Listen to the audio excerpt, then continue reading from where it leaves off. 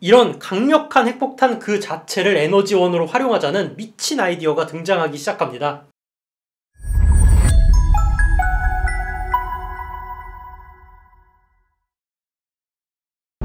세계 2차 대전에서 히로시마에 떨어졌던 원자폭탄 리틀보이로 인해서 핵무기의 강력한 위력을 전 세계가 알게 되었습니다. 약 TNT 15킬로톤에 맞먹는 화력을 지녔던 이 강력한 폭탄으로 인해서 일본은 연합군의 항복을 선언합니다. 인류의 역사에 갑자기 등장한 핵무기 덕분에 전쟁의 양상은 180도 달라졌습니다.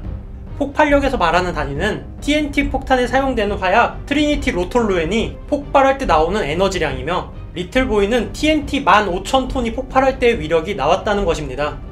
이런 압도적으로 강력한 비대칭 전력으로 인해서 강대국들은 상대방과 비슷한 화력의 핵무기를 보유하면서 네가 나를 때리면 나도 아프지만 너도 죽을 거라는 그런 공포로 군사력의 균형을 맞춰왔고 강력한 핵폭탄인 차르본바까지 등장하게 됩니다. 차르본바의 위력은 무려 TNT 50메가톤에 달하고 이는 히로시마에서 떨어졌던 리틀보이보다 거의 3,500배에 달하는 상상을 초월한 위력이었습니다. 이 에너지는 무려 2 곱하기 10의 12승 와트로 폭발 시 발생하는 순간적인 에너지량은 2.1kW짜리 에어컨을 최대 성능으로 10의 9제곱시간을 돌릴 때의 에너지가 발생했다는 의미입니다.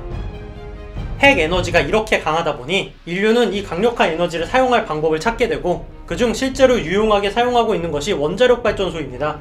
핵분열 에너지에서 나오는 강력한 에너지 덕분에 우리는 전기 에너지를 충분히 사용할 수가 있게 된 것입니다. 하지만 과학자들의 욕심은 여기에서 멈추지 않았고 핵폭탄 한 개가 순식간에 내는 에너지량은 원자력 발전소 한 달 생산량에 맞먹었기 때문에 이런 강력한 핵폭탄 그 자체를 에너지원으로 활용하자는 미친 아이디어가 등장하기 시작합니다.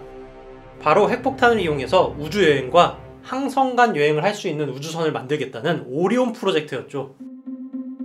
오리온 프로젝트는 우주에서 핵폭탄을 폭발시켜서 그 추진력으로 우주를 여행하겠다는 정말로 제정신으로 계획한 게 맞나 싶은 상남자 같은 프로젝트였습니다. 심지어 이 계획을 추진하던 기관은 미국의 나사였죠. 하지만 우주여행에서 얼마나 많은 에너지가 필요한지를 생각을 하면 이런 아이디어가 나온 이유가 짐작이 되기는 합니다. 우주에서는 조금만 가속해도 계속해서 앞으로 나가기 때문에 많은 에너지가 필요 없다고 오해하는 경우가 잦은데 그건 아무런 중력이 없는 우주 공간에서의 이야기이고 지구와 태양의 중력을 이기기 위해서는 어마어마한 속도 변화가 필요합니다. 화성으로 가려고 해도 지구 궤도에서 궤도 고점을 높여서 화성에 닿는 궤도를 달성을 해야 되고 이를 위해 필요한 속도를 델타 V라고 합니다.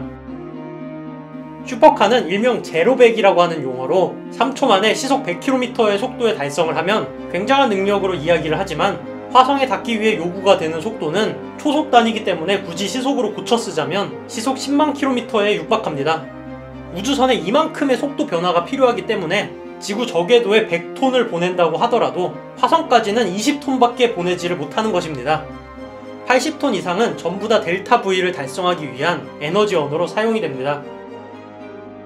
오리온 프로젝트는 우주선 뒤에서 핵폭탄을 폭발시켜서 그 에너지로 우주여행에 필요한 요구 속도를 달성한다는 계획입니다. 핵폭탄의 효율은 인류가 만든 그 어떤 에너지원보다 강력하기 때문에 이론상 크기가 거대하고 핵무기 폭발력을 견딜 수가 있다면 광속의 1%가 넘는 속도도 달성을 할 수가 있습니다. 이론상 가장 강력한 우주여행 방법이었던 오리온 프로젝트는 1950년대에 시작이 돼서 60년대 중반에 취소가 됩니다. 취소가 된 이유는 몇 가지 사소한 이유들로 지구 궤도에서 핵폭탄이 불발이 나면 지상으로 핵폭탄이 그대로 떨어질 수가 있는 그런 사소한 문제나 궤도에서 폭발할 때 우주선도 같이 폭발할 수 있는 그런 문제들이나 로켓이 발사 시에 폭발을 하게 된다면 그대로 핵폭탄이 지상에서 폭발한 것과 동일한 효과를 줄 수 있는 이러한 피해를 입을 수 있는 이런 현실적인 문제들로 인해서 결국은 이 프로젝트가 중단이 되게 된 것이죠. 그러면 이런 현실적인 문제들을 고려하지 않는다면 이 프로젝트가 가능은 한 것일까요? 일단 지상에서 핵폭탄을 터뜨릴 수는 없기 때문에 대기권까지는 전통적인 방법으로 배달을 해야 할 텐데 대기권 밖에서 궤도를 만드는 과정에서 1차적인 문제가 있습니다. 대기권 돌파를 제외하면 지구 궤도에 진입하는 것은 우주여행에서 가장 에너지 소모가 많은 부분으로 로켓에서 많은 비추력을 가진 진공 엔진을 이용해서 궤도 속도를 달성을 합니다. 이 단계에서는 적절한 시간 내에 필요한 추력을 달성하지 않으면 궤도를 달성하는 데 실패하고 지상으로 추락을 하기 때문에 굉장히 빠르고 정교하게 컨트롤이 되어야 합니다.